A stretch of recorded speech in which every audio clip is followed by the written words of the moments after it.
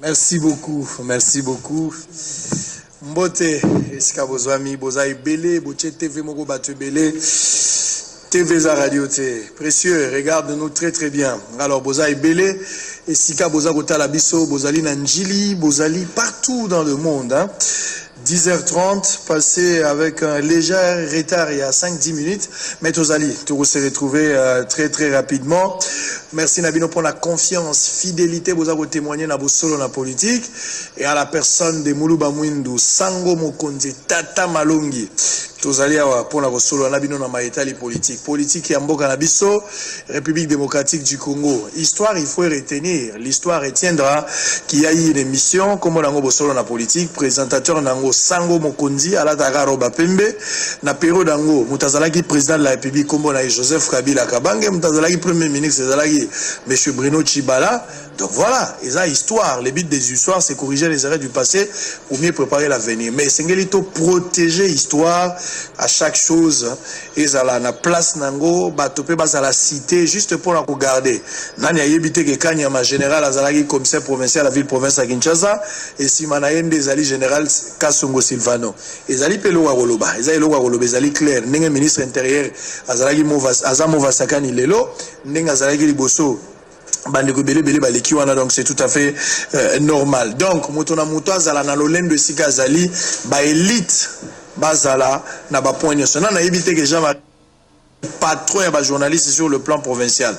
Et zali pe bongo to pesi pe mbote sika za kolanda biso nani a éviter que kiosque ezali animé par Serge Kabongo Tatale Kinabino nani a éviter que Lusaku no Tata Kulutu Nabino pe azako animé malongi na niveau ya top Congo to pesi bango mbote po o ezali solo ya batutu. Bosolo na politique est un service traiteur. Donc na atozaka na TV na yo service traiteur. Ce qui TV bandi, tika ba TV nyonso, ba tunyo baza ko tala kakao. Tala kakao. Oza sodo zo landa biso sima munduki na yo. Oza ko kengela. Mais tant to tiaka maboko likolo, otiena na munduki pembe no tomboli. Mozo tala kakao. Po foko tombola maboko ezali lolendo ya mboka. Eza lolendo ya mboka. Ce bagabonné babimisi émission na bango biso bimisi bosolo na politique lolendo ya mboka. Merci esika bozwami na Paris, na Londres, na Johannesburg, esika bozali 10h30 soko zone di matin que tozali en direct na YouTube, kamata téléphone na yo beta bosolo na politique, s'abonner na kati otala soko komona biso na téléphone na yo te. Alors, totanga ba journaux po boza ebele, boza kolanda biso esika bozali, tozotanga les phares. Les phares a commis grosse fissure chez Lamuka. Sesanga et Lubaya battent campagne pour Tshisekedi. Voilà, et l'Obama qui déjà clair. Chadari et consort toujours sur la liste noire de l'Union européenne. IDPS appuie les sanctions. Docteur Mukwege contre les tapis rouges pour les commanditaires des violences sexuelles. La CNI comment effectuer son vote avec la machine à voter le 23 décembre 2018. Bah matériel continuer au Kenya. Bon mon matériel n'est pas besoin acheminer peu matériel mon quelque part. Nyon soit les alliés à CNI pour le 23 élections et jusque là dans une information je confirme que les élections auront bel et bien lieu le 23. Alors la tempête des tropiques a commis RDC. L'Union européenne prolonge d'un an les sanctions. En gelant les avoirs des 14 responsables du régime de Kinshasa ainsi que l'octroi du visa sur l'espace Schengen, l'Union européenne veut amener les autorités et les institutions congolaises à jouer un rôle constructif dans les processus électoraux en cours en vue des élections crédibles. Élections en RDC, la SADC lance sa mission d'observation. Voilà, tout aussi la prospérité a commis Emmanuel Chadari. L'Union européenne sanctionne Kinshasa, rejette en bloc. Présidentielle 2018, Yoko Yakende immortalise idéal du candidat numéro 3. Oh, ça c'est très bien. Bah, désistement est commis. On termine avec Forum des As qui titre Forum des As. La majorité présidentielle appelle les Raïs en rempart. Alain André Atundu invite la population congolaise à garder sa foi intacte en la capacité de Joseph Kabila à défendre les pays. Ça c'est très bien. Alors, Tosukeli Awa, en ce qui concerne News, c'est prévu le long de la Tongo Toyamba, candidat député Mibale. Nanosa qui a déjà depuis lobby.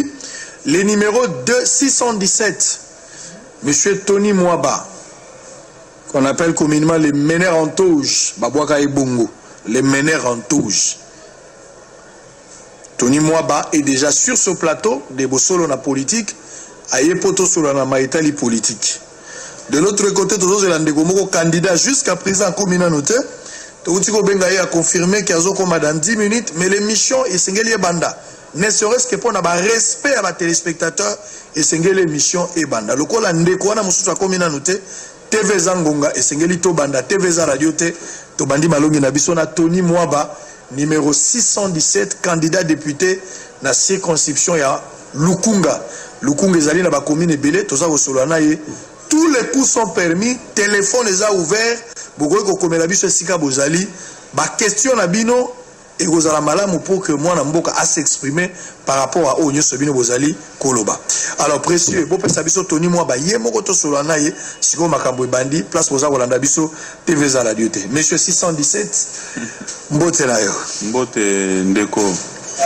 Alors, tu as sous les lots, qui pratiquement une semaine, hein, tout le bâtiment 10 jours de monanité, bonne évolution à la campagne. Non, campagne est allée évoluer. Je crois que, comme tout le monde le sait, c'est la semaine prochaine que Makambo est aussi là. Nous déplorons seulement que Batumoussous Bazali ko battre campagne ou bien Bazali ko kokakosa la campagne. Je suis victime, il y a opération Moko Ezali presque ciblée. Ba banderole, ba affiche place Nyon Sonozali Kocha, Bazali Kolongola Kokata, chaque jour je perds 2 ou 3 banderoles. Donc il y a des gens qui sont dans les coins, qui sont commandités par des candidats, certains candidats, qui n'arrivent pas à battre campagne, qui n'ont rien à communiquer aux électeurs dans la Lukunga, au Bazali Kosala Makambandengwan, dans le but de réduire ma visibilité. Mais malheureusement pour eux, c'est un coup d'épée dans l'eau parce que yo kolongo la banderole, kolongo la fiche, mais kolongo la candidat na motema ya mutute. Bato basi baebi numéro 617, baebi kombo, ato kati banderole, ato longoli affiche. Muto ayebi déjà numéro, azana nga na kati ya motema, moyo longole na motema ezate. Très bien. Général Kassonga lobaki ke bakokanga batwana, mais jusque là tout moni bakangi mutute. Et pourtant nous aussi nous contrôlons une grande base na kati ya Lukunga. Soki tolobi peke bango pe balongola, c'est que muto osala campagne azate. Je ne vais pas me comporter comme un incivique. Tosengi na commandant ya police. Il y a ville à Kinshasa, n'a déposé il peut plaindre, se plaindre, mais rien ne s'est fait. Donc voilà, ceux qui bakoyi kota la côté wana, tozali kota na phase ya suka, batumususu bazalaki, tozali kokende. Seni alobik élection ezali bamisu ti lelo bakanisaka ekozalate. Tozali déjà campagne kokomo kende na suka. Bazo sutuka, nous nous sommes préparés, nous continuons à nous battre sur terrain. Bango bazi musala kokata kaka banderole. Ba continuer. Mais cette fois-ci, nous nous sommes aussi organisés autrement. Il y a des gens qu'on va appréhender d'ici peu et nous ne manquerons pas de les livrer publiquement en pâture. Très bien. Alors, par la même occasion, nous avons le Bélangote qui a présenté la candidat 617 où ils allaient inviter. Nous avons Zélande comme sous sa commune noté. Kitina yango ya précieux l'accent en kitina pour bande ko comme ça. C'est comme si tobo inde ko moko ya kitina pe yango mais tisika bonde ko commune noté bino bo mona et. Nous avons senga pe na bino kitina yango na ndeko tisiko a commune noté. Donc ceux qui a commis ici kaza Rolanda biso aya mbango bozo na biso na radio 98.3 na télévision tozali en direct sur YouTube en même temps Bosolo na politique tindi bato basenga mbongo na kombo na bisote colportage ezali mingi bato bakoki ko escroquer bino na kombo ya émission etindi moto moko te asenga mbongo na kombo nango s'il vous plaît to garder moral normal ezala ju moral ezala ju ndenge basola balobaka pour que to kena makambo nyonso ndenge ezaleli donc botika ba candidat mbongo ezali pasi ba candidat baza ko souffrir ba miso ba kotaki makelemba ba miso bazui ba prête na ba banque ba miso ba teki ba ndambo mapangu ba to miso baza na ba mbongo euti bisike belé baza ko bunda donc so mutati affiche na yezala quand même na motema malamu un civisme style à niveau ya ko kata banderole ya mutu et yo sala moi passe na lobi encore pour Tony Mwaba te mais j'en appelle à la conscience ya bato nyonso bazo kata ba banderole na ba affiche botika bandeko calme so ki famille na bino zangi député tika bandeko musu bazala ba futur député na ba koyoka mabete ko postuler zalaki libre na bato nyonso. Alors, ndeko Tony Mwaba, toujours dans le cadre de la campagne, bah soutien Zoya Ebele. Je suis tellement curieux en tant que journaliste observateur. Dans d'autres temps, Namoni Kofi Olomide, qui autrefois a boyagi machine à voter, on va dire naïe à bandagi ko fustiger cet instrument à machine à voter.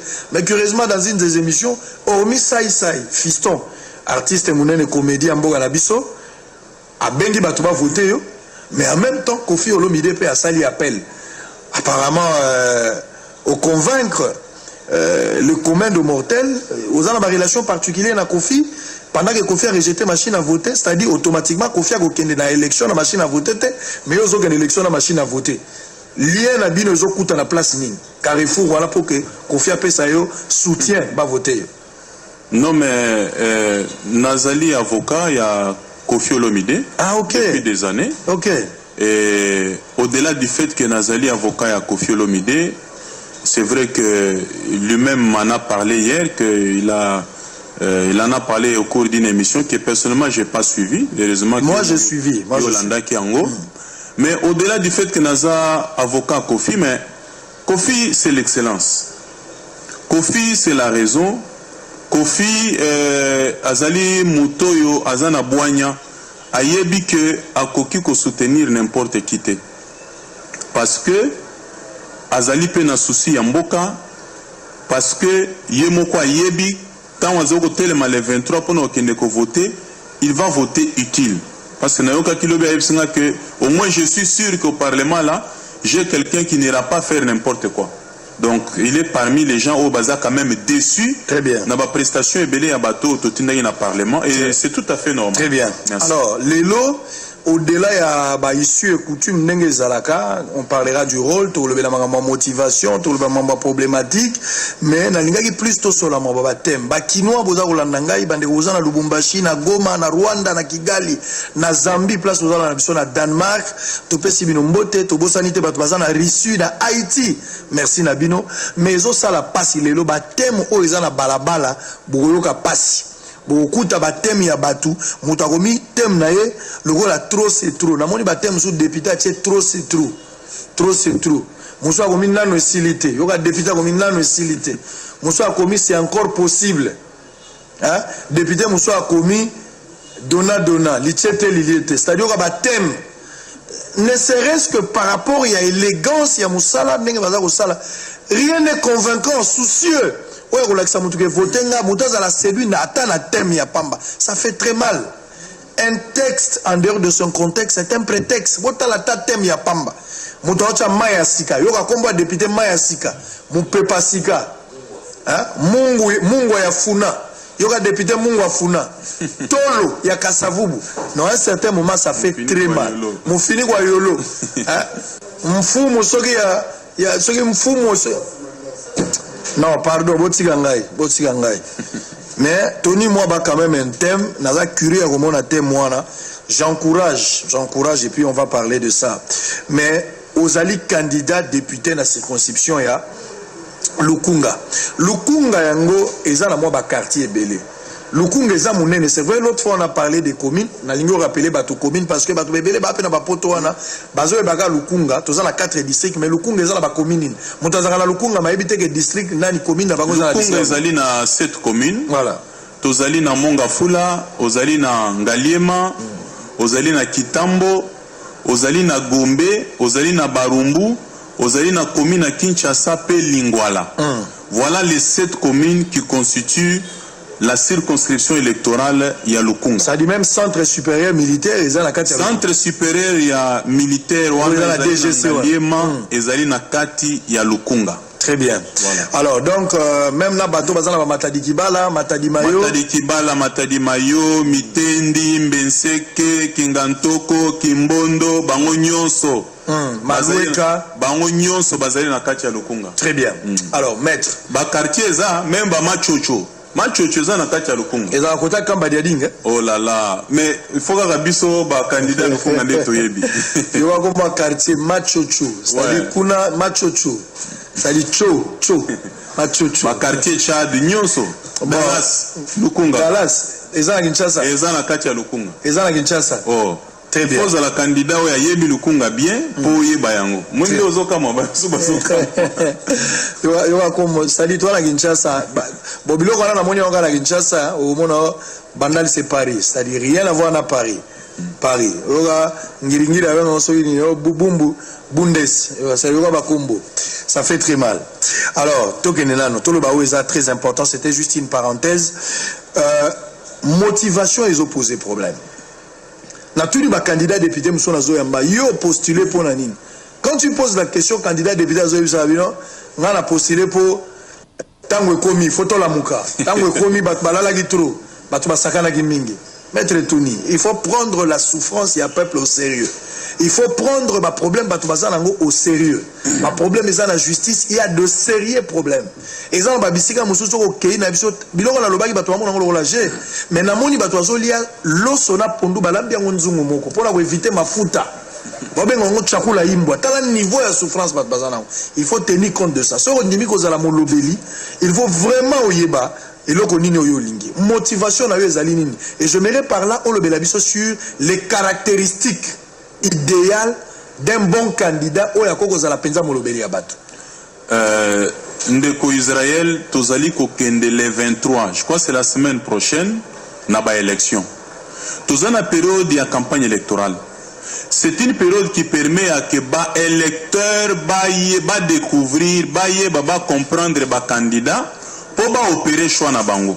Au moins les 23 électeurs nyonso akopona 3 candidats. Oponi candidat na yo président de la République numéro 20 au voté au Leki. Le même jour et au même moment, au voté 617 députés nationaux. Et puis, au voté 3e personne au même moment, c'est le député provincial. Sokozana monga fula ebi ke numéro 93 Bruno Azali. Sokozali na Barumbu ebi ke ko voté 49 Pablo El Azali. Sokozali na commune à Kinshasa 41 Eliane Potopoto Azali. On a soba candidat provincial IDPS. Donc on voté 3 personnes au même moment. Élection veut dire choisir parmi tant d'autres. Et lingi kolobape que élection pona l'un des meilleurs. Nakati Lukunga toza plus de 600 candidats députés nationaux. Mais électeurs à Lukunga il faut pour nakaka moko kati na bango. C'est sur base de quels critères? Ce n'est pas 1000 francs, ce n'est pas 2000 francs. Électeurs il faut pour les meilleurs d'entre les 600. C'est comme ça makambo otu koloba moni ndeka komi trop c'est trop. Ça veut dire quoi? Ça c'est un slogan, ce n'est pas un thème. Ndeka komi c'est encore possible. Et puis son telle tendance politique il est au pouvoir.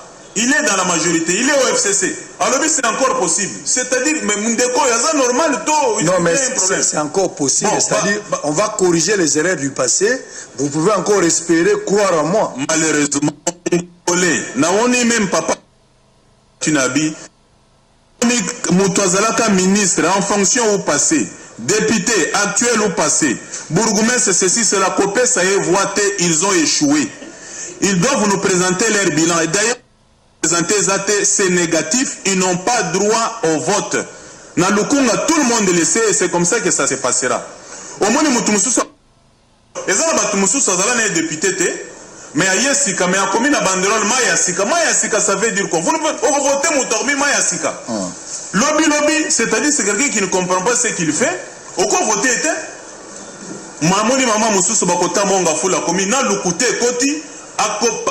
Affiche naye a commis à Peko a commis moi IDPS Pembeni on ne sait pas il est dans la Peko dans l'IDPS il est dans la présence il y a banderole ni na affiche ni donc ce sont des parvenus bazali miyibi et puis bazoka bakabama puta tout ça au moins mutu c'est pour empêcher Moutouamon à clair à voter les meilleurs d'entre les candidats. Au moins, Moutouaye, aucun mot, aucun discours, aucun message. Malama Banda Bamama Pouta Batonaminamis.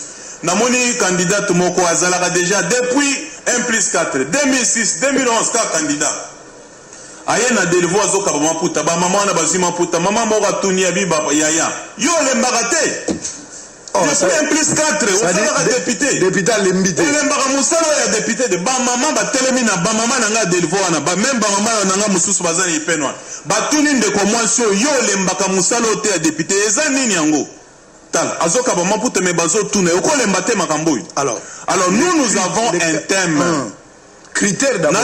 Moi, je voudrais qu'on reste d'abord dans le critère. Faut beau aider. C'est vrai qu'on a ici bateau bazo bata malasima ya badon. Beaucoup mis le rôle là ba yaya social, ba coco social, ba bébé social, ba tout social, ba bimi, ba maman. Yo moni candidat, auto candidat tami bengi maman social, papa social. bon yo député oko gérer social ndeni neza musala député est-ce que député oko gérer social est-ce que député fois la kaka moto azana ba titre belé à classe ndaki sa licencié azana ko za les premiers na classe na minito moi je suis professeur des universités nazali avocat depuis toujours sur je ne brandis pas mes diplômes ici na comprendre le comment on a Congo na minito to na poste soit ba diplôme té depuis de deuxième république ti lelo tala bato bazo gérer biso ba professeur bazali ba diplôme ya minene même bo réseau zonga sima et là comment on a constaté tozangi suko bato bazana bolingo ya mboka pe bolingo ya bato au-delà des titres nayebi ministre moko en fonction atongi ndako moko ache sentinelle wana asali 6 mois impayé ministre en fonction sentinelle tam so fouté $200 à pam mais 6 mois impayé mbongo azangi makokite mais azangi nde bolingo donc c'est pas un problème de diplôme ngana mikolo na kota ba débat ba diplôme té tala tant tozu indépendance période ba Kasavubu ba Lumumba ce sont des gens d'ailleurs ba kufi pauvre kontelenga ba immeuble ya famille Lumumba aw kontelenga ba immeuble ya famille Kasavubu batwana bazana bolingo mboko Kasavubu pouvait aller en mission et revenir à Zongi Simbon et tirer la mission Zongi Sawana caisse à l'État. Ce n'est pas des affairistes. Si on est ministre de la commerce, à Pékissi va importer ciment, mais il y a un commerçant, à Tegara ciment. Donc, dans la classe politique, à Bato, tu as un Mikolo. Donc, Batu Yandengwana, Nde, Ozali, comme on a que, et commis déjà pas si tokenena bateau tozo ngisabango lisusu mais maître Tony Mwaba bon motumo alingara a déjà fixé mais na loba qui peut-être que tu rappelles ngo le loté ozali candidat député na liste ya IDPS Tshisekedi il faut préciser so moni mutakomi kaka moi IDPS ne chazo batama yeba ke tambo su seza ya Chibala bazali ko batama ilongia Félix eza na mukongo na ete amemi koko Tshisekedi te donc ce sont des aventuriers de parvenus bayebi ke bakoza bavwa te peuple et puis na ba azali vigilant et puis na ba fiche ya bato belé na moni logo la ndeko nga kovo ingila na pesho mbote place ozali mais faut salo leka nano kovo ingila parce que na moni on a bandalo oche photo na yo na ilongia Tshisekedi papa bon siko na rompo ya molar oche ngona Fayulu. Bon, si on a battu, William Branham malobaki c'est lui qui même doit aimer mes enfants. Ça c'est William Branham qui avait dit ça. Si yo lingi tata mais bana na ebite faut ko expliquer ngana faut na comprendre ko vo ingila. Ba photo yo nazo comprendre.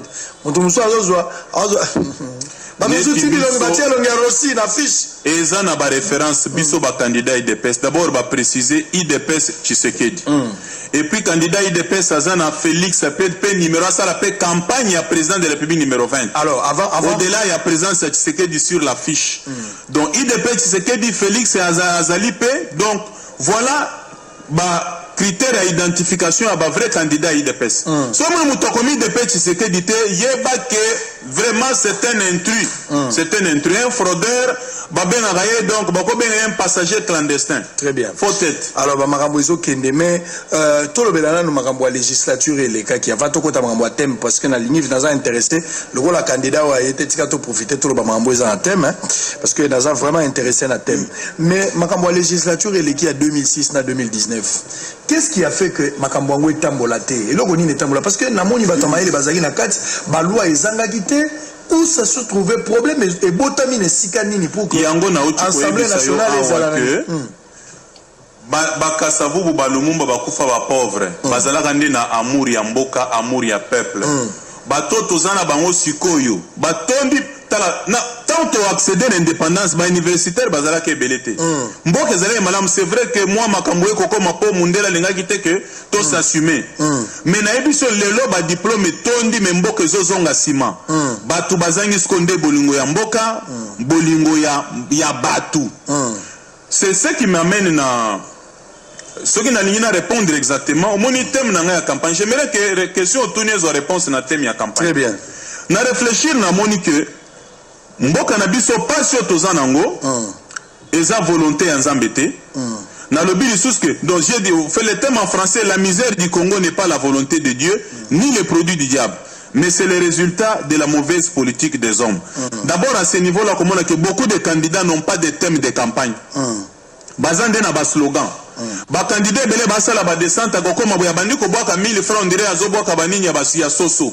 Azoboka maputa sila kei. Okoyoka candidat moko kitaki na manyonzi. Soko tuni loko nini elekaki non atire ba 1000 francs bato babundi bakiche panzani bakiche bukani bato bazoki candidat tika 1000 francs bobundi ozoki ok hôpital ok dépenser 15 000 au candidat tika quitté. Donc biso quand j'ai fait un passage na quelque part na base, j'ai communié avec la base, ils sont convaincus par les messages. Na fidéliser ma base na lukunga non pas avec l'argent parce qu'il y en a pas dans l'opposition et puis tous ceux qui me suivent savent. Ils sont fidélisés, convaincus par les messages. Misère et à Congo, ils ont volonté en Zambété. Diable a responsable à misère na bisoté. Voilà ce que tu continues. Ezali, bato bazali kokamba bisonde baza ba responsable. C'est trois séquences que nous pouvons développer. Ok, la misère du Congo n'est pas la volonté de Dieu. Ndeko sambelaka. Ba Congolais nyonso bazolanda biso basambelaka. Quelle que soit religion, ngai je n'ai rien à faire avec la religion parce que atoza kimbangiste. Pentecôtiste, église de réveil. L'essentiel, la religion, c'est quoi? C'est juste un mécanisme qui sait relier une personne à son Dieu. Donc, religion, ils lié Moutounan Zambé. Donc, religion est le bien le côté. Mais Moutounan s'est convaincu que Bible les que Dieu a des projets de bonheur, des projets de paix et non de malheur. Ça veut dire que Zambé Nenga Kelibiso à cause de pelate congolais à mon apasi. C'est tout souffrir. Et ça volonté en Zambété. Et puis Nzamba lingi tellement congolais que alingi pe Congo a pesibiso bomengo oyo bandeko babeti deve loterie base là-bas que États-Unis lobby. Baye ba que États-Unis za na bomengo koleka Congo te. Belgique za na bomengo koleka Congo te. Belgique mo ka sali ba recherche a tanwa silisi batunier rapport à lobby. On a monnaie na Congo un scandale géologique. C'est-à-dire, Bomengo est na Congo nulle part ailleurs. Mais Maweza kaka que malgré Bomengo, on a peuple azali ko souffrir. Donc, ceux qui tozali ko souffrir, Nzamba si a pambola biso. Na sengi ba pasteur Mikolo que botika ba sujet de prière ya ke bondela Nzamba pambola Congo, po Nzamba si a pambola Congo kala ko pambola Congo deux fois te. Dieu nous a déjà béni à kobandela kokela mokilité pambola sous Congo. Donc c'est déjà fini cette affaire-là. Ceux qui tozali, quand on sait Nzamba pambola Congo, Nzamba zomitu na ceux qui Congolais zana misu Congolais za maele. Si na pamboli bino, bolingi na pambola bino combien de fois? Quand on sait Nzamba pambola Congo, na Sénégal va vivre quand na nguba ya pamba. Kimi ezali. Donc on n'a rien à demander à Dieu, il nous a déjà bénis. Ceux qui tomoni pas si Nzamba zana katité. Yami balé, souffrance na biso, misère ya Congo, diable a responsabilité. Tozangi banzela. Je ne pense pas que diable n'a pas pekisi batonga. Ma ezate, courant ezate, diable était muta pekisi batonga. Tozangi ba école, tozangi ba hôpital ya malunga, diable était muta pekisi batonga yango. Constitution lobi l'école primaire est obligatoire paix gratuite. Para nini atangi saka mwana gratuitement depuis constitution lobi sur 2006. Ce n'est pas le diable qui est interdit, ça bato bazo kamba biso na lukuta. Donc le diable n'est pas responsable. Makambo na zolo besoin spirituel te. Ceux qui montent en envoûtement. C'est là. Non, c'est là. Attention.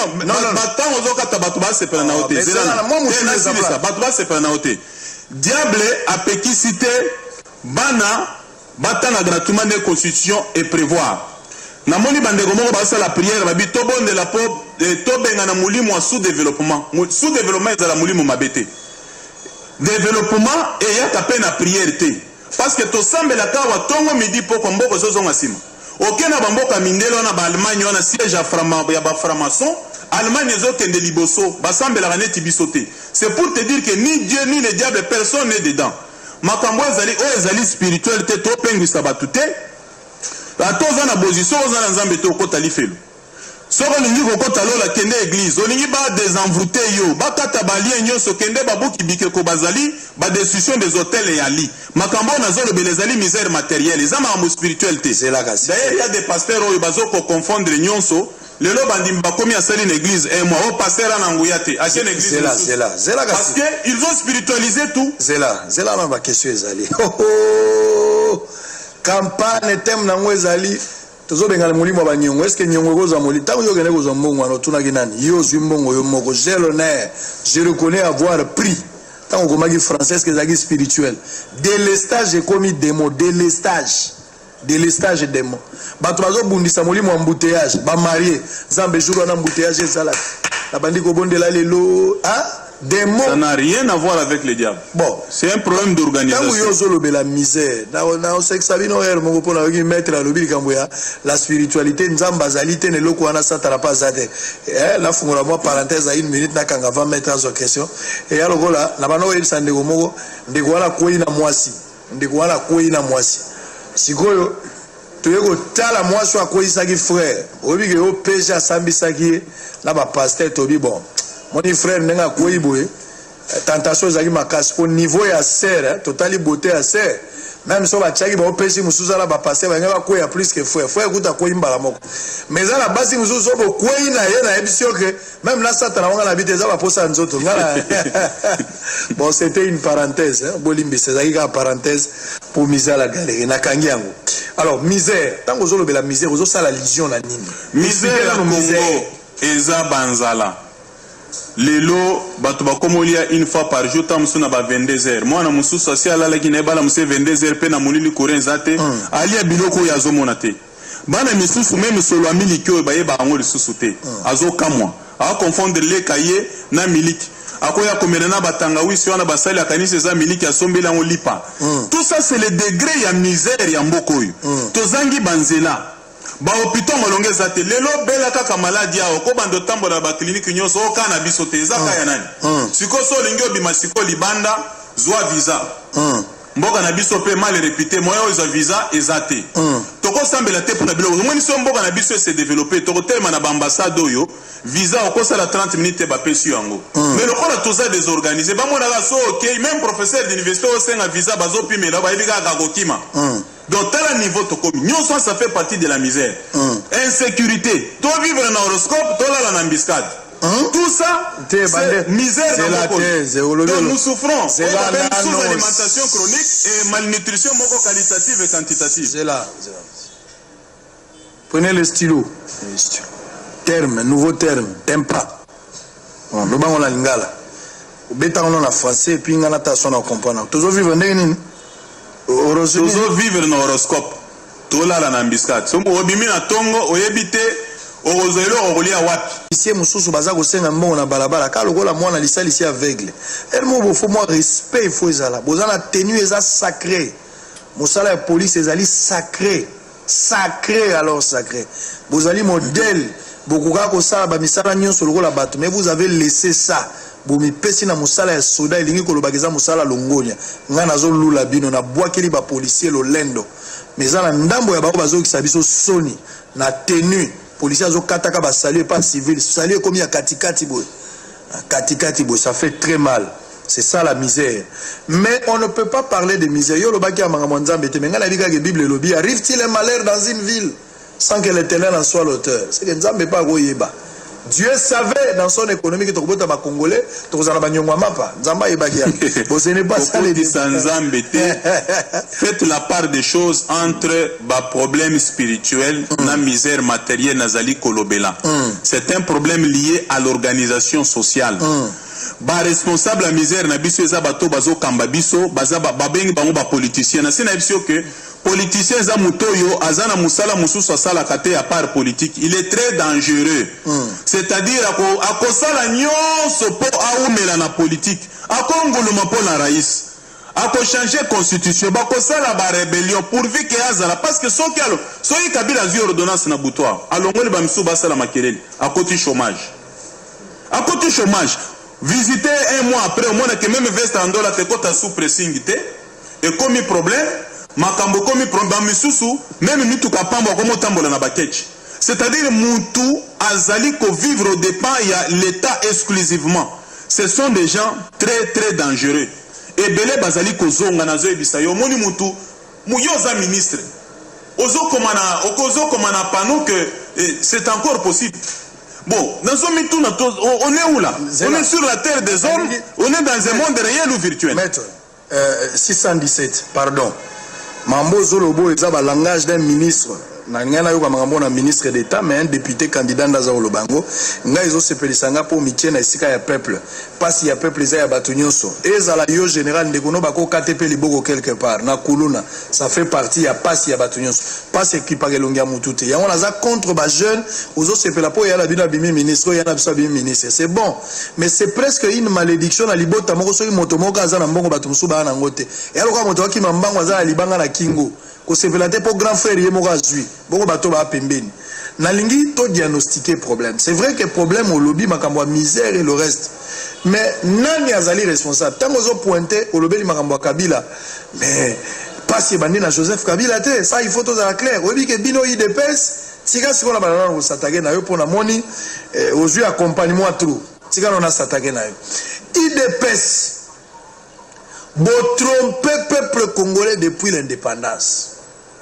Tshisekedi le père, selon ma information à notre possession, il a toujours été la politique, il y a Boutou, noir, depuis avec Mobutu. Tito comme il est là, tu viens d'ailleurs. Tant que vous avez la misère, bino IDPS, bino opposition, bozali ko compromettre na makambo et pour peuple a souffrir n'azalelo. Tant que vous avez pointé Joseph Kabila a eu président il y a dans la présidence il y a 17 ans. Mais avant Joseph Kabila, pas ses alagis déjà. Avant Joseph Kabila, l'économie est déjà par terre. Avant Joseph Kabila, bateau abandonné qu'on lit les sous-sous-pensate, classe et contagine à moi problème. Les alagis avant Joseph Kabila. Joseph Kabila, d'ailleurs, l'objet d'un budget, la lagis, c'est mbok les alagis sans budget. Arrivé à Joseph Kabila, n'embok les un budget. Oh, les alagis n'angote. Les lois Mobutu à Sekui, boulevard Lumumbo, tel les hommes prince mineur. Mobutu a tiré à Mobutu. Mobutu a tiré un bâtiment intelligent. Est-ce que Mobutu a tiré qui pas vite? Et ça va biloko et ça la minakata régime. Donc misère, ce qu'il faut les locaux comme moto a sali misère qu'on criminaliser Kabila. Il faut penser aussi aux autres. N'a pas si autant. Ce qu'on l'a dit bien, attaque au débat ils ont le canalinga là. J'ai fait un débat d'idées. Je cite, je fais pas un débat sur des individus. Ce que tu as bien même de Kabila aux Zoroba, Nazotanga Kombone na Passi. Moi, je m'attaque à un système. L'IDP s'attaque toujours à un système. Tu sais que l'avait toujours dit. Mais avant de continuer, na relevé parenthèse moko. Au moins pendant cette période électorale, Naba Média, tu es la seule émission suivie actuellement Ezayo.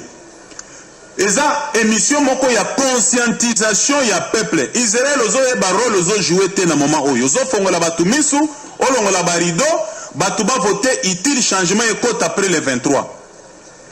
Na ba chaîne nyonso plus de 50 chaînes, na ba chaîne nationale nyonso ba information za raté. Wana na ben ba communiqué officiel. Ba makambo ya malonga ezate. Émission o ezali ko conscientiser peuple pe information eza ya yo. Mais yeba pe que émission netiboyi banguna nyonso na bazo gérer na pouvoir bako sepela na yangote ero tamusuto sala bazo étudier ndeni toko kase émission wana ndeni toko brouiller signal ndeni ni Israël wana on peut le faire taire yeba yango donc babylon mususu tozolo ba siko na zongeli makambo tseke di IDPS l'IDPS est né officiellement le 15 février 82. C'est vrai que clandestinement ça depuis les années 80. Et au moment où Mobutu était encore fort, il y a des gens qui se sont levés pour lui dire non. Babandi Kobundati Lelo. Et puis l'IDPS demeure. l'IDPS c'est tout un idéal, l'IDPS c'est un esprit. C'est vrai qu'il y a des gens qui débarquent des fois comme Bachibala, les gens font Bazo Tere, Bazo Kende. Mais l'IDPS demeure.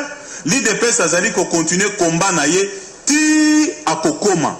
Donc l'IDPS ne s'est jamais compromise dans Babylone Cognon sur le pouvoir, sinon l'IDPS aurait perdu la confiance il y a peuple né tozali korbaboy. Compromission jamais ezala. Tant dans bâtiment d'abord par rapport à Bozi Mboka na biso. Mobutu a géré pendant 32 ans. Aux autres temps mususo botan na bilo Mobutu atiki nani stade Tata Raphaël. Mais palais du peuple pour construire ces deux bâtiments là il faut 32 ans. Suko par rapport à Bozi Mboka. Yo tanga Mobutu na makamboy. Aux autres, le régime Kabila, depuis 1997, ce système continue jusqu'aujourd'hui. Mais à Zouaki Mboka, na lobby, jusqu'aujourd'hui, aux autres, il y a un bâtiment intelligent. pendant plus de 20 ans, on construit un bâtiment étudiant. Tu dis que le Congo est mieux, plus que ce qu'il a été il y a 15 ans ou il y a 20 ans. Non, évitons ces débats-là. On doit considérer que depuis 1960, tous eu indépendance, Congo est à 58 ans, les lots, on n'a rien fait. Donc ça n'a été que du gâchis, plus de 50 ans. C'est maintenant que Congolais Fafongola Missou, to imposer changement les 23, to démarrer Sikoyo. Mes chers frères, surtout à Lukunga, je vous ai dit, les changements c'est maintenant ou jamais. Ceux qui t'ont raté les 23, n'ayez bité l'oni nususu et qu'on y a après. Parce que les gens ici, si Bazimboka en otage, Taraba Missous. Azala ministre, Azala premier ministre. Si quoi a géré tellement ma bec, hier au moins Azo se gêné, Azo Kassoni. Mais à Tindin de connaître les qui n'est Azala candidat, il y a Aza suppléant. Mais Azo peut bon ça la campagne. L'obisoge a bimi, allez à Tikeli et Borosutuka Bozoni, Momoni de quoi on n'a pas de peuple. Va changer ma méthode batoyo. Ah, ça dit, oh là là. Azala candidat, Moussou, y a bimi suppléant. Azala ancien ministre, ancien premier ministre, mais Ayebi ka géré ma bé Azala chance té. Atindi le kinaye, Azala candidat, y a Aza suppléant. Après si bon on la campagne, il y a un déploiement Mousso Babandero, mais vous voulez l'envoyer à l'Assemblée nationale. Il va faire quoi? Il y a des gens comme ça, dans l'Assemblée nationale, très bien. Oyoki na fungwa mi mwa bongo na eloko wana. Donc candidat azongi, amizongi sima, abimisi legi na ye. Si vous voulez que abimi honorable, il y a tikali abima ya sika. Ceux qui vont voter, Monica Leki a tikeli ya azongi. Mutu ne mendeko azongi lisusu ndenge. Wana zaka lokwa ba kuluna na mona ba kuluna ko l'examen d'état, kuluna pakoli pe poudre azo sepela mazala lichette na sima mkongo. Aocha poudre. Mo azo isolé bino tokela biso koto. Bokomi kota ko abimisi eloko nae. Kuluna. Parce que tactique wana ba candidat député ba bimi nango. Ça fait très mal. Bon, maître Tony. Numéro 617 dans Lukunga. Élection ezali dimanche prochain. Bozali plus de 600. Ma place est à 18. Hein? 14 sièges. 14 sièges. Donc, bato belé na ba maso na moni bateki ba TV na bango na Koweït ba kozwate. Omutasomba ki TV na 683 TV. Soit teki ngo yeba Koweït ba discuter ba pese na $120 na moko. Donc azu 360. Donc la campagne à venir aussi mbate. Bon ya commune kozana. Ba misusu ba bandi campagne lobby. Na moni bandi ko mususu non. Candidat Mona TV Nalandino, il vient de lancer la campagne hier seulement. Na habité à Osandeni, bon, on comprend que Katumbi a fait bon en campagne. Mbemba a cité. Na FCC a fait bon en Malonga. Tenao condé c'est pas $600 ou $700. Donc on verra comment ils vont battre campagne. Mais tout ça c'est rien. Moi je demande aux électeurs de la Lukunga. Na habité na Lukunga, au comment on a surprise. Batu bazoya na moi bansu bazu za maputa memba mabi pap honorable tika tozo baza miibi biso na mitema to ebi 617 ozomona sikoyo que ba électeur ngazali ko conscientiser ba yebelo komoko faisons attention biso ba candidat changement toza ba méthode to salate ya koya ba 1000 francs ba maputa parce qu'on n'a pas volé les gens qui ont volé suffisamment ba sala yango mais maintenant le problème c'est que ceux qui ont moni mutu ateki lo pango akei na banka defi mbongo pour ça la campagne kabarape lobiso bo voter attendre ba vacances parlementaires boromona il faut économiser azongi sambongo na banque avec intérêt il faut économiser azongi salopango yo ateka ki parce que déjà côté quand azai pour na famille na donc il doit se réconcilier avec sa famille azongi salopango ateka très bien tout ça eza biloko ba électeur il faut baye ba bolingi ke tozala na bino. Comme je vous parle là, na teki le côté, na défi le côté, on est avec les électeurs de la Lukunga Tina Souka. Très bien. Alors, toza kozonga na lingi tant tozonga parce que tozo zoye une petite pause là. Toza kozonga na lingi ozwa occasion to expliquer na na bato. Tant on a lobi no que l'opposition ceux qui bolobi que misère ezali lelo, faut pas pointer le régime actuel du doigt seul. Parce que les opposants, d'ailleurs la plupart des bateaux vont gérer les choses des opposants. Na otange la yo moko parce que bazala kata régime. Oya boy to ba makamuna ye longwa ministre. Tant que zo gérer bien public à l'état, biso to lo ba makamuna parce que mongo na nga ekota ke pa na yo. Mongo nga nazo futa yango yo zo somela maputa, yango bana no bazo voyager, ezambo ba contribuer be congolais to kolo ba makamuno monsieur. Non, yango na ebisio même na ba candidat député toke na Lukunga passe la circonscription nga. tolobi toko voter ba onyo so ba gérant qui ministre député bourgmestre toko voter ba voter bango te mais boke ba pe na bato bazoya o maya sika muto zoya na slogan. Très bien. Donc auto benga ba incantation programmatique donc qui ne veut rien dire au fait. Très bien. Donc candidat il faut à expliquer à faire sa makanisi boye banane bokati na ezani naza kozonga langa za ba opposant ezalaka bo mais so ba koti na pouvoir moi français changera ba te beli okozonga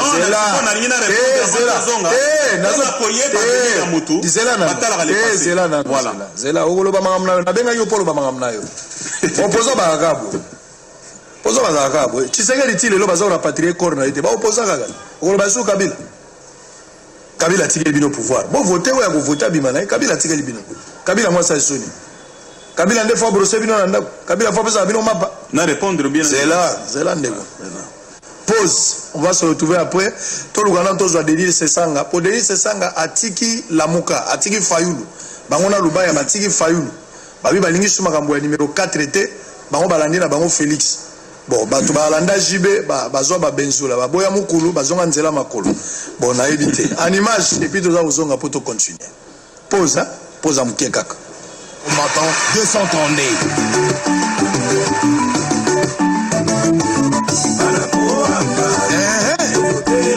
c'est souhait hey yene sosouté numéro bana moma bana ngaba bana lemba bana limete batete bakosi biso bamingi bashali totelema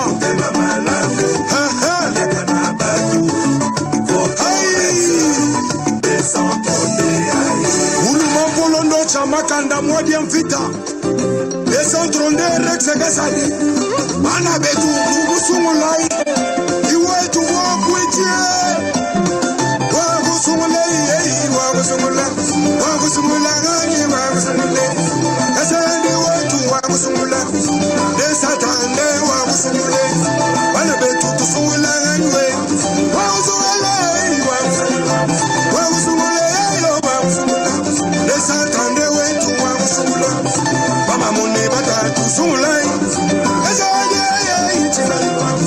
Matele mama ngafula bananga bangabulile kisenso batina rex nasa trande watu wabule bana limeta momba mushima sungula rex kasali ki watu mutu akwiti waba Martin Fayulu numéro 4 hey kasani wakulu rex 232 sula mama sungula batana sungula babi bansani sungula na sabalo sungula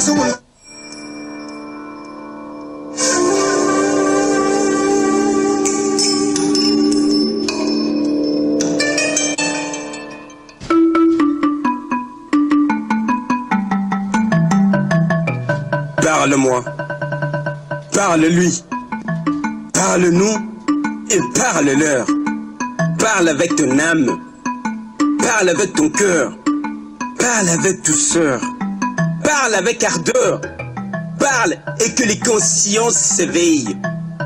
Parle de ces mots que plein de faits étayent, de la santé pour tous ou de la guerre, du pain ou du désespoir à vive allure déployé, de l'égalité des chances ou des salariés de la misère, de peine du quotidien ou de la pauvreté. Ce qui compte, c'est que tu parles. Parle à Dos Nombassi. Surtout, parle. Dénoncer la faim, le chômage, la délinquance, les médecins commerçants, serment d'Hippocrate oublié. Dénoncer l'injustice sociale, peuple dans la pénurie, une caste dans l'opulence. Dénoncer les massacres de Beni, Kamwenan Sapu, Kananga, Kasaï. Une journée de calme vendue plus cher que 1000 journées de remous. Dénoncer ces politiciens qui malaxent le peuple comme une pâte de semoule. Méro, dénoncer ces églises devenues des phénomènes sociopathologiques. Des salariés de la misère qui en font un fonds de commerce par leurs boutiques. Dénoncer la corruption, le Moté Alikassou, le Madé Swabana. Dénoncez Mero. Parle pour les eaux, parle pour la faune et parle pour la flore. Parle. Congo, plus grand château d'eau d'Afrique, deuxième poumon de la planète Terre. Et avec son ensoleillement magnifique, il est un véritable paradis terrestre. Congo, paradis terrestre, devenu un enfer. Pourquoi? Dénoncer les difficultés d'accès à l'eau potable. Dénoncer le délestage. Dénoncer les coupures intempestives et prolongées de courant et d'eau. Parle d'une école reformée, de celle qui doit former des citoyens, des élites, des gens capables de résoudre les problèmes des sociétés. Dès la... Yoka bien, Funa ton voté. Numéro 173. Numéro ya téléphone 173. Oh yeah. Congolais, que les manibarons téléphone voté. Voici les panamanités. Maman,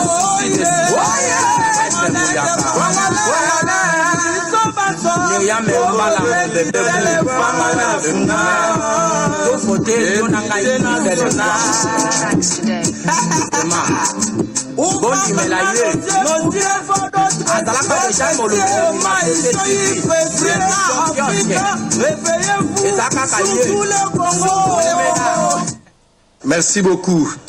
Alors, Bato Bazali est belé place pour en Allemagne, en Londres, aux États-Unis, au Canada, Basali sacrifice. Il est 3 heures au Canada, 4 heures. Mais Bato Balalite Bazolandara émission. Ça fait très mal. Mais en même temps de la joie, mais les Lissangai, Talamoutoana, Canada, 4 heures sacrifice. Bato Bazalanda, Bato à Paris, Bato à Brésil, Bato à New Delhi, Bato à Nani, Bandego Bazana, Japon. Bato Bazolanda biso pe na Dubaï, oh Istanbul, bato Turquie, to pesi bino mbote. Merci na bandeko yo baza kolanda biso. Sali bien na Londres, DJ Bola, tout ça bandeko baza ebele na pesi bino mbote place tozali. Mais bato poto comme d'habitude, tozo autoriser botu na ba question et pas ya maître. Naza na ba question ebele za kokoya, mais naza na question moko bandeko ba otuna, hein, bato à Canada, États-Unis, France, bango ba ko benga, to kotsa bango en direct ceux qui appellent la France ezali ou bien ailleurs. Bandeko bazali awa nazo tanga ba SMS na bino ba question bokomi nazo tuna si vous pas à mettre Tony. Mais la gang la zone le logo mogo l'ikambouya responsabilité. La responsabilité. Tu vous appelle en direct hein. Même biso tozali pour protéger yo. Est-ce que vous avez vu que dans cette émission ils ont dérangé pe batu à pouvoir. Même la opposition même yo moko. Je te dis que il y a des dénonciations que nous avons faites. Que tu subis aussi certaines menaces. Nous avons déjà pris, il y a tout un panel des avocats qui sont prêts et d'ailleurs engagés pour te protéger. Dans la période, même ces sacs, il faut protéger. Même la MONUSCO est déjà saisie. Certaines instances judiciaires saisies pour te protéger. Tu continues à Moussala. Nous avons la période électorale, Moussala, aujourd'hui, que ça la peau, peuple a fait la misou, tu choisir ba meilleur ba kokambamboka après les 23. Parce qu'après les 23, ceux qui passent et continuent, Congolais, Yemoko, Moko, Namoko, Amitou, Nelo, Kasalagi, na urne. Parce que quand on a voté, au tché bulletin na bureau de na urne, acte aux alliés opposés, soit ils ont d'Indissa Congo, soit ils ont tombo la Congo. Donc il faut canissa. Il faut canissa. Tant aux autres d'Indissa Boy, soit au d'Indissi Congo, to tomboli. Ceux qui les 23 passent et continuent, Congolais, Mitoune, Loroni, au Salagi, les 23. Au votant qui n'a pour 1000 francs, pour 2000 francs, pour Liputa, pour pas de Kuno et Kolonayo. Kanisa ba érosion. Faites très attention, ba kanisa ba érosion. Il y a un habit diable azana katité. Et là comment on a rien à préciser. Il y a un habit qui diable parce que Bible est lobby en clair. Tant que yozobo ya makambo diable na kati.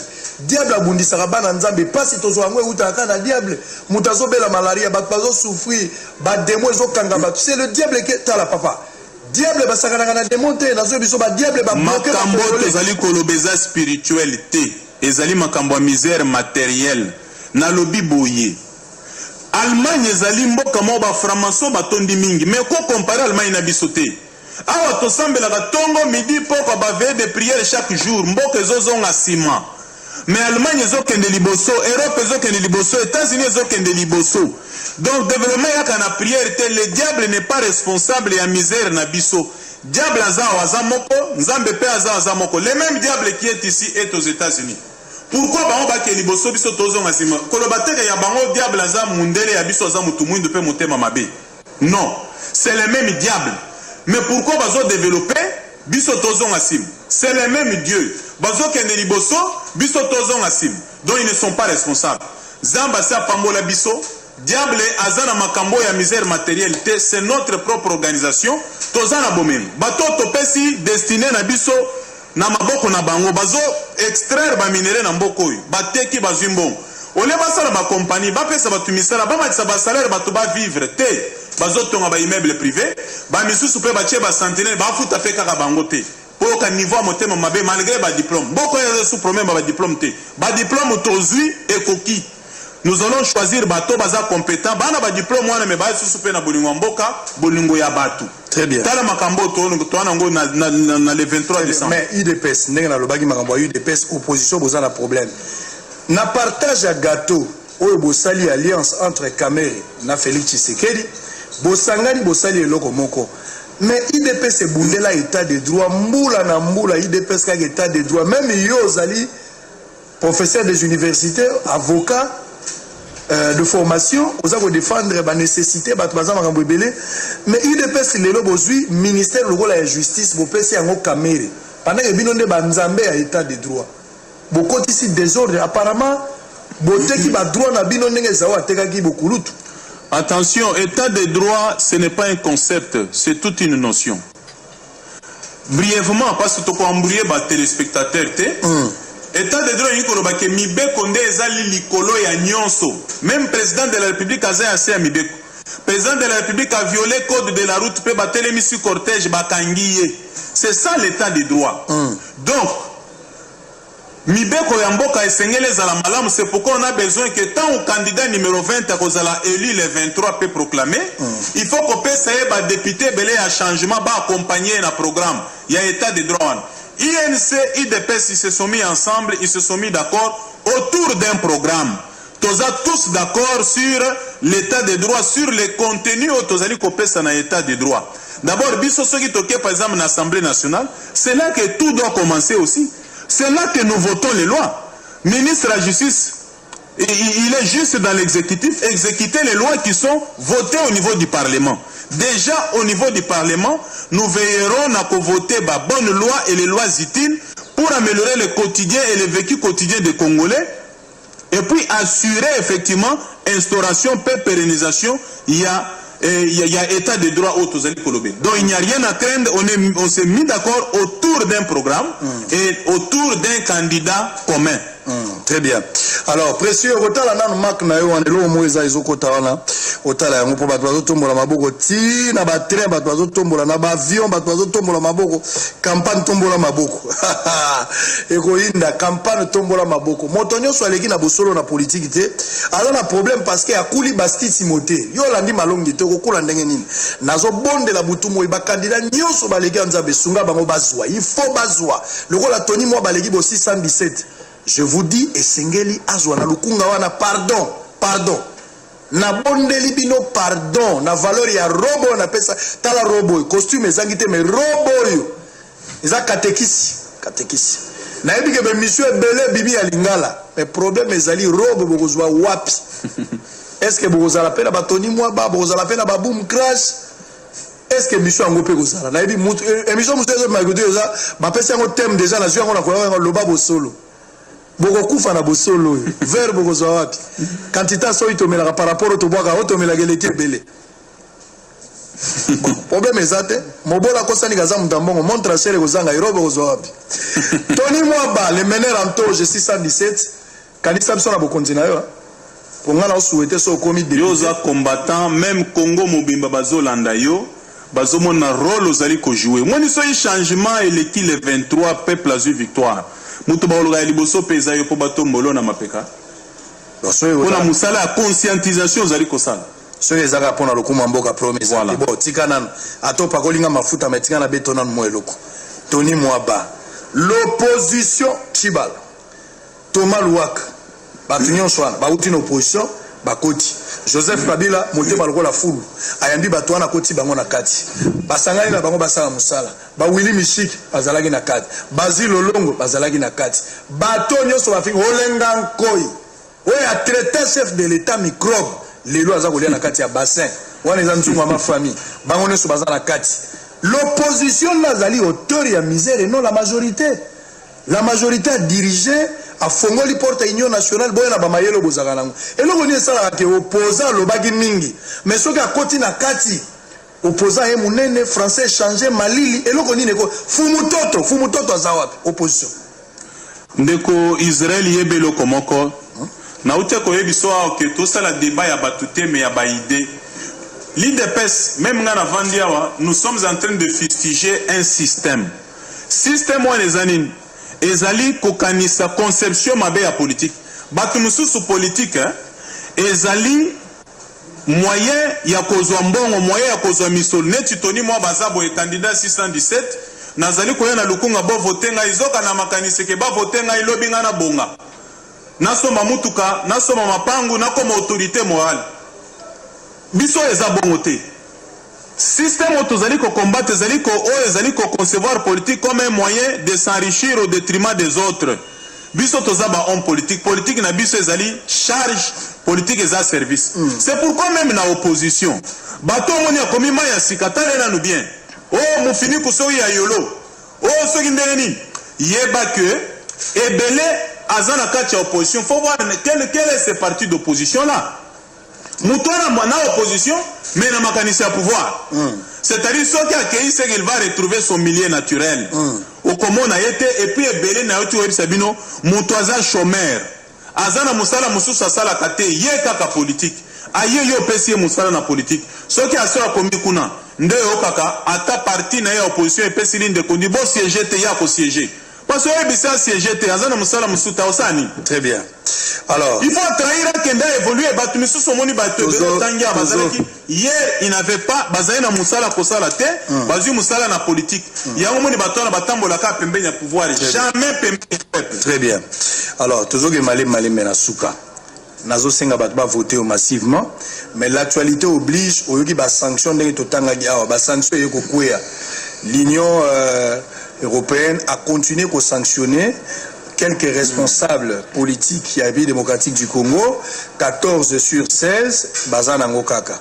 Campagne à candidat Isabo Legamalamu, Emmanuel Chadari numéro 13, ils ont continué à la campagne, Fayoul Azo Salaye, Félix Pazabo Salaye. Mais parmi liste et abato Bazan Akata sanction, moi Namboka Emmanuel Chadari Azali déjà un problème nakati parce que Azali parmi Batoyo, Bazalaki cité na ba sanction wana ba renouveler sanction wana une année de plus sur le plan juridique est-ce que koki ko affecter soki Chadari Emmanuel Abibi président de la République lelo est-ce que loko wana koki ko affecter gestion ya mboka en tant que président ou ya kozala ko diriger mboka sous ba sanction avant de aborder sur le plan juridique d'abord sur le plan moral et politique Moutouazali poursuivi azana ba sanction de mwana il est sous le coup de la sanction il ne pouvait même pas être candidat ne serait-ce que sur le plan moral et politique. Famille politique, on ne pouvait même pas la nier. Bon, ça c'est une cuisine interne. Bon, ce qu'il y a, implication juridique est ali. La RDC vit dans une communauté des États. Parce que ce n'est pas vivre de façon isolée. On s'isole quand on est fort. Mais Congo est faible, quand s'isoler. Bon, vous allez élire un président de la République. Oyo, moyen à représenter Congo sur la scène internationale librement et valablement et causalaté parce que comme la Belgique bakangi na pays union européenne sera tcheka kama makolo bazuye mais au monité que ba marge de manœuvre na yé causalaté limité alors pourquoi on peut voter un tel candidat si un conseil ça a des implications sur même la gestion du pays la diplomatie et causala pas si au moins dans la vie internationale, il y a des acteurs, ministre des Affaires étrangères, président de la République, ambassadeur Bazali. Mais c'est le numéro 1 qui représente la nation Libanda, c'est le président de la République. Mais Ndeko Chadari, il est sous les sanctions. mais akokamba mboko yo ndenge nini. C'est pas pour rien dans la famille na FCC bazo senga ba longola ba sanction wana bango moko ba yebi ba implication. Très bien. Ça veut dire que la président à ghetto jamais soy babi conférence moko ezali sur le climat na Paris a ko kendete po ba ozoyer. Donc ça aura des implications. Ezaka ko Kofi ne Kofi abimate. Ezaka le roi Kofi. Bon, le kamba Kofi eza likamususu et puis il kamba Kofi eza bato balinga bazo mikanda na poto ba koselie makambo basi bazo pe mikanda. Aussi on est aussi la qualité. Je crois qu'année to bandana bandilia au monde que même dans tous les cas tous les crimes graves ou à le côté à viol ça a été déjà classé. Il y a eu un non lieu. Ça je t'informe. Très bien.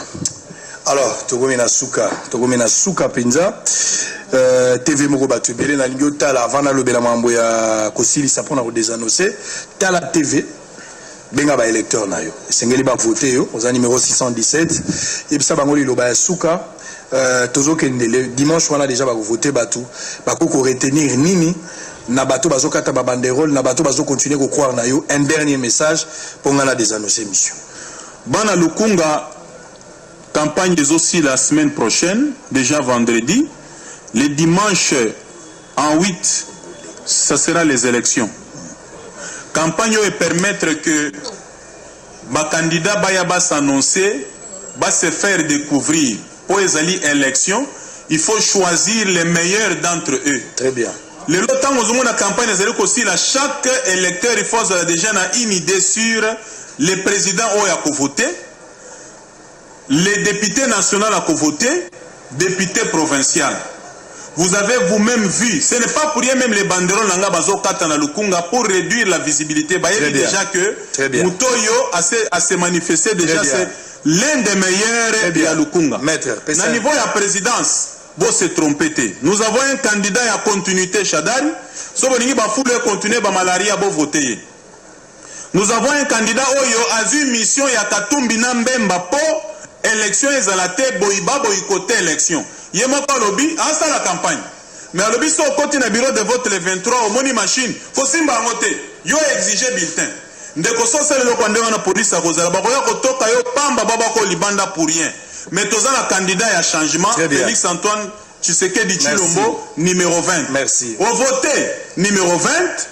Na Lukunga voté 617 Tony Mwaba national Maître Tony tous appels na ba provinciaux pardon pour les cambo étanisei quand on voté Maître Tony na 617 national banza pe ba député provinciaux pour ezo conclure Kanisa 49 na Barumbu Pablo Limbisa 41 Limbisa Toshasa et puis 93 au voter Brino na l'Assemblée nationale aux Alabo so basengi maloba président Ziotiki oza pasango pesa numéro à téléphone bon numéro à téléphone 081 509 15 31 donc Nazaro Bandera numéro à maître Tony ezali 081 509 15 31 81 509 15 31 Kobenga la Simate s'il vous plaît 81 509 15 31. Alors émission Komina Souka Godem Poi topesi mbote place aux Ali candidat député na Funa nazo senga bandeko ba voter Godem Poi et sengeli bo voter. C'est un homme de Dieu azana probité morale belé azali haut fonctionnaire ya l'état numéro 4 na Bandal et puis na Funa azan numéro 43. Beau voter massivement, c'est quelqu'un de bien azana bolingo ya mboka. Je suis témoin, je sais ce que je dis.